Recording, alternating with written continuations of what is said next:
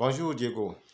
Oui, bonjour Fobi. Nous sommes aujourd'hui 5 octobre 2022.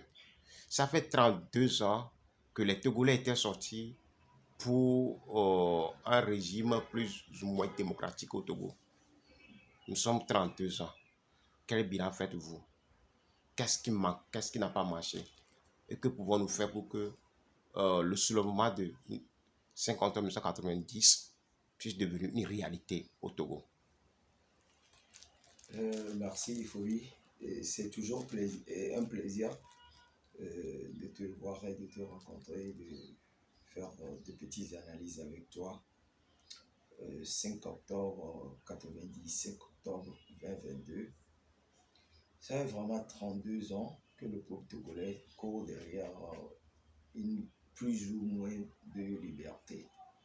Malheureusement, faut-il de constater que les choses se sont empirées de plus. Bon, je vais le dire, c'est mon constat. Ça s'est empiré de plus sur certains points et sur la minorité que les pères de la Révolution ont pu nous obtenir, celle de la liberté d'expression. Je peux dire que c'est tout ce que nous avons gardé. Sans quoi, sur les réformes institutionnelles et autres, nous n'avons que le schéma des immeubles et des institutions. Le reste, c'est à l'eau actuellement.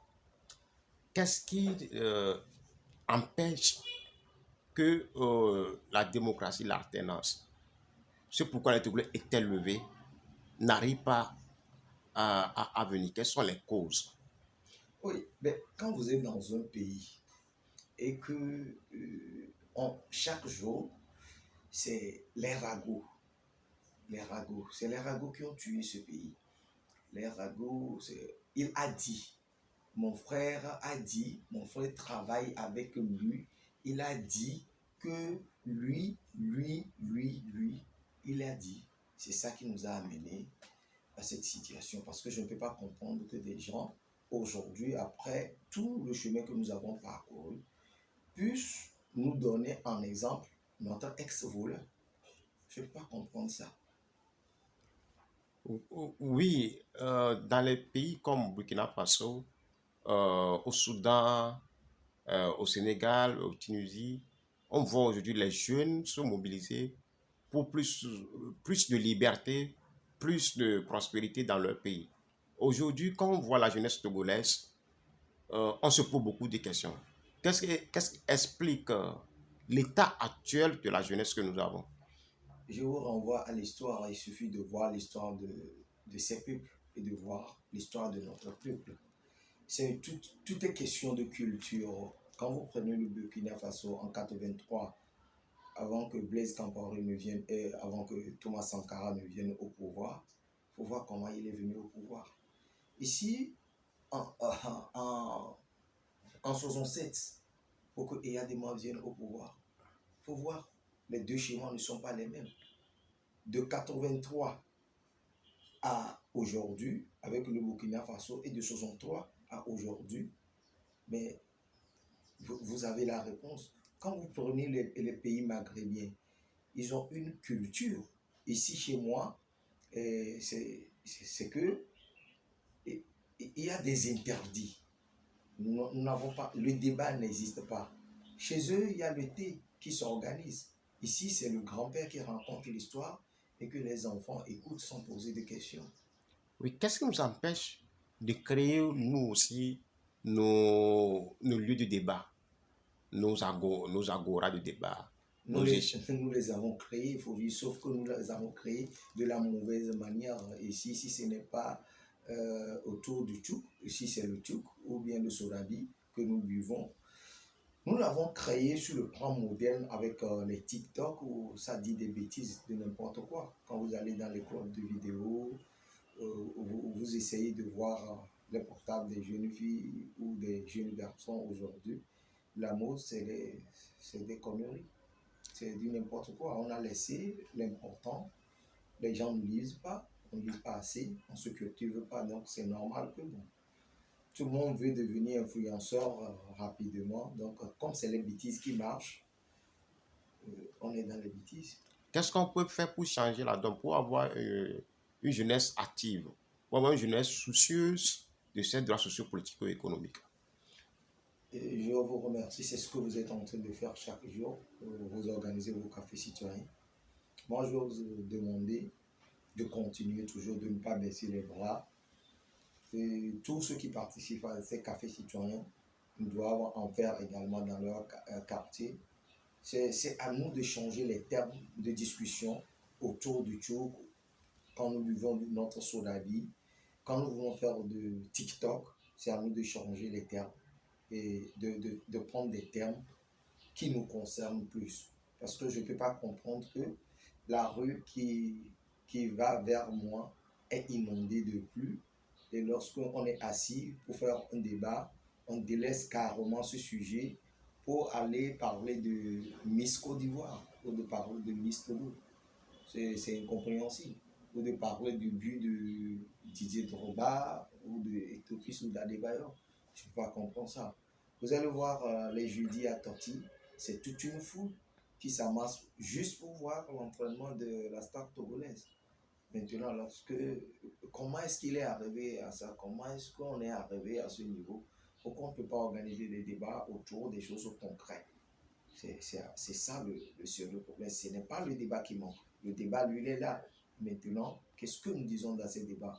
Maintenant, quelle est notre mentalité? Maintenant, nous sommes de nouveaux parents. Parce que nous, à notre époque actuelle, nos parents nous interdisent de faire la politique. Si nous restons dans ce sillage en disant à nos enfants, ben, écoutez, ne faites pas de la politique, ne vous intéressez pas aux choses de la cité, je ne veux pas les problèmes, blablabla, bla, bla, bla, ben, c'est normal que dans 20 ans, nous aurons encore une société stéréotypée comme nous l'avons aujourd'hui. Donc, c'est une question de culture. Y a-t-il un espoir pour qu'au Togo aussi, nous aussi, un jour, nous chantons et enfin, voilà la liberté, ou un Togo où chaque citoyen puisse développer son potentiel humain sans être de ce parti politique, sans être de telle ethnie, sans avoir une fusil sur la tête de son frère. Oui, il y a espoir. Malheureusement, c'est cet espoir que je dois dire, je ne sais pas comment l'exprimer, mais il y a espoir parce qu'il y a des gens comme vous. Il y a des gens, il y a plein de gens, je ne vais pas citer des noms pour faire des jaloux, il y a plein de gens qui travaillent dans ce domaine, qui chaque jour ne dorment pas. Et on était la fois dernière à Dakar, je ne voulais pas citer de nom, mais vous m'obligez. C'est l'initiative du professeur David, il ne dort pas avec Tournons la page. Et on a vu le merveille qu'on a fait à Dakar, malgré les interdictions. On a vu ce que ça a donné sur les réseaux sociaux. Donc, tant qu'il y aura des gens comme ça, c'est tellement que l'espoir est permis. Quel message avez-vous à donner à la jeunesse togolaise? C'est la jeunesse togolaise doit réfléchir à 5 fois avant de parler. C'est que nous avons délaissé la réflexion carrément. Nous agissons par émotion et c'est très dangereux. Nous l'avons payé il y a pas longtemps. Nous devons beaucoup réfléchir. La réflexion, elle doit être au centre de toutes nos activités, de tous nos gestes, de tout ce que nous devons faire. Si nous essayons de réfléchir un tout peu, l'espoir est aussi proche. La victoire est tellement proche qu'on ne l'imagine pas.